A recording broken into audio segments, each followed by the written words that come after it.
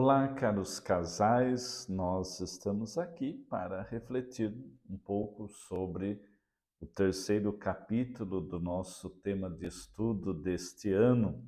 Este terceiro capítulo traz para nós Ele deu graças. Não podemos nos esquecer dos capítulos anteriores que estão ajudando-nos a construir uma reflexão sobre o sentido da Eucaristia. E aí nós começamos lembrando os dois objetivos desta reunião que devem ajudar-nos, acima de tudo, a avançar nesta compreensão. O primeiro objetivo, aprofundar o significado da bênção. E segundo, reconhecer a Eucaristia como fonte de bênção para nós e nossos próximos. Nesses dois pontos, nós temos um elemento muito significativo. O que significa para nós beber da Eucaristia, alimentar-se da Eucaristia como fonte de bênção e daquilo que também vai decorrer no dia a dia de nossa vida para ser bênção na vida do outro. Ou seja, de uma forma muito simples, daquilo que nos alimentamos, nós também podemos alimentar os outros.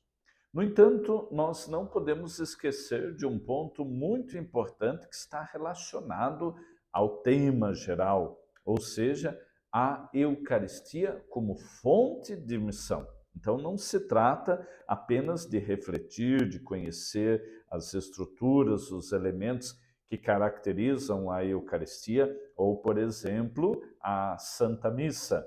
Mas é importante nós termos claro, como horizonte de nossas reflexões, como a Eucaristia é fonte de missão, ou seja, daquilo que assumimos, daquilo que realizamos como igreja, vocês como casais, na construção de uma espiritualidade conjugal, no testemunho como casal cristão. Então é importante isso, porque senão nós corremos o risco de ficar só naquela dimensão bonita da Eucaristia e esquecer que o tema quer provocar-nos a compreender a Eucaristia como fonte de missão, ou seja, na continuidade daquilo que o Espírito Santo suscita em nós.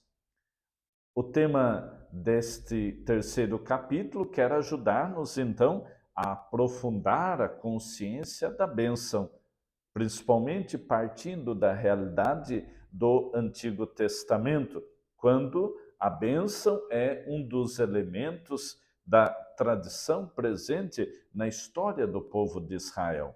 Ou seja, perceber a ação de Deus naqueles elementos que cercam a família, a vida, a cultura, a prática religiosa, aquilo que cultivavam, né, o cuidado com a terra, tudo isso como expressão desta bênção.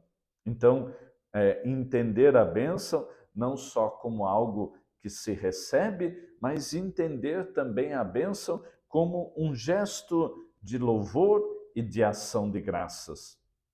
Por isso, quando nós vamos avançando na leitura desse texto, nós vamos perceber o objetivo de ajudar-nos a enxergar em alguns gestos da celebração eucarística, da Santa Missa, como eles comunicam esta bênção no sentido de evidenciar em nós a dimensão da ação de graças, daquilo que a própria palavra Eucaristia no grego se caracteriza.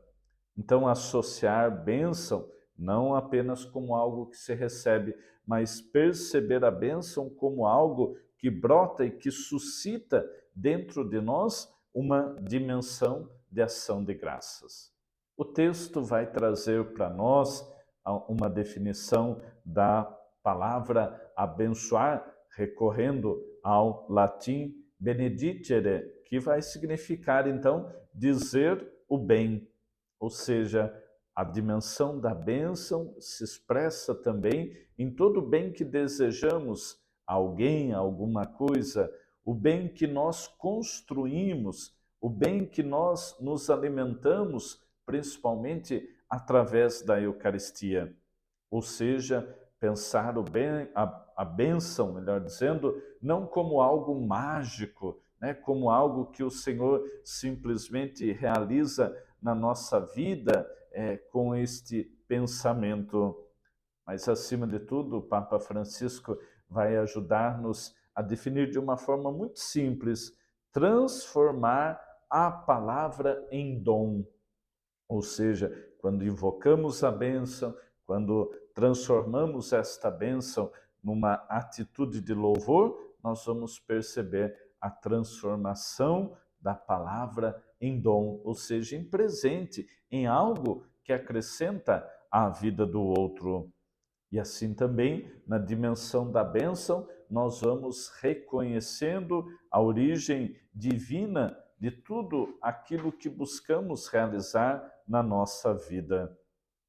A bênção ainda vai ajudar-nos a entender a construção desta relação entre o divino e o humano e o divino.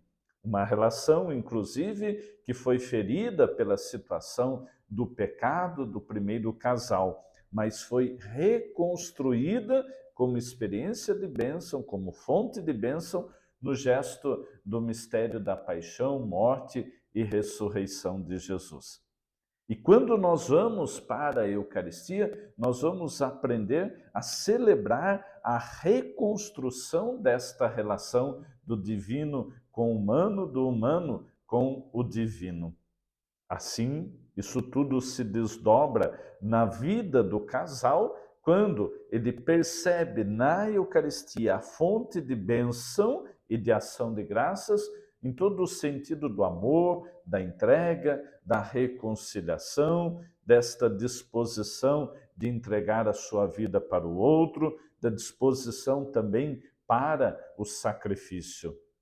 Ou seja, se nós vamos beber da pureza da Eucaristia, nos alimentar desta pureza da Eucaristia, o grande esforço de perceber como tudo isso se transforma na nossa vida. Então, olhar esse tema do capítulo 3, percebendo assim, como a Eucaristia suscita em nós atitudes de bênção para nós mesmos, para o casal, para a família, para a equipe, para a vida da comunidade, para o ambiente de trabalho, né? Como nós então conseguimos comunicar isso às pessoas que são parte do nosso relacionamento. Assim, o texto bíblico proposto de Efésios capítulo 1, versículo de 3 a 10, vai ajudar-nos a compreender todo o sentido de uma dinâmica litúrgica que é descendente e que é ascendente.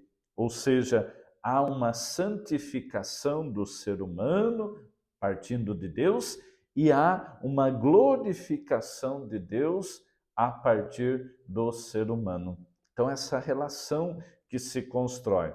Vamos à Eucaristia, somos santificados, nós temos um canal de glorificação de Deus.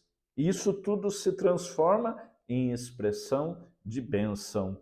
Quando Cristo, na última ceia, ele vai tomar do pão, tomar do vinho, do cálice, e o texto hoje vai sempre nos dizer, pronunciou a bênção de ação de graças, ou seja, aquilo que ele expressa pelas palavras não apenas santifica, mas também louva ao Pai por tudo aquilo que ele está realizando. Por fim, caríssimos, observemos as propostas da dinâmica da reunião.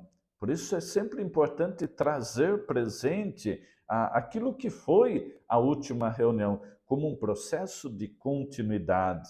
Lembremos-nos que no capítulo 2 nós tratamos do pão da aflição.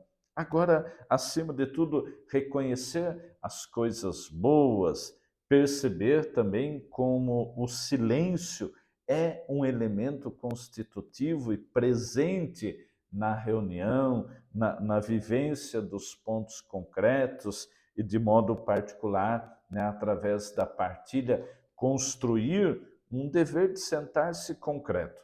Acho que hoje é muito preocupante como está esta vivência clara, específica, né, e concreta dos pontos concretos de esforço na sua equipe, na sua vida espiritual, na sua conjugalidade, né? Até que ponto tudo isso é autêntico? Até que ponto isso produz fruto? Até que ponto isso tudo se transforma em ações que aprimoram e aperfeiçoam o relacionamento conjugal de vocês? Então, lembremos-nos, acima de tudo, que nesta reflexão do tema, a Eucaristia como fonte de bênção e a Eucaristia como fonte de missão. Desejo, então, que a sua reunião em equipe possa proporcionar esse passo adiante da Eucaristia, principalmente como uma fonte de bênção, de algo que se recebe e algo que se oferece, mas não nos esqueçamos, Eucaristia, fonte de missão. Qual a sua missão como casal na construção desta conjugalidade? Deus lhe abençoe, até a próxima.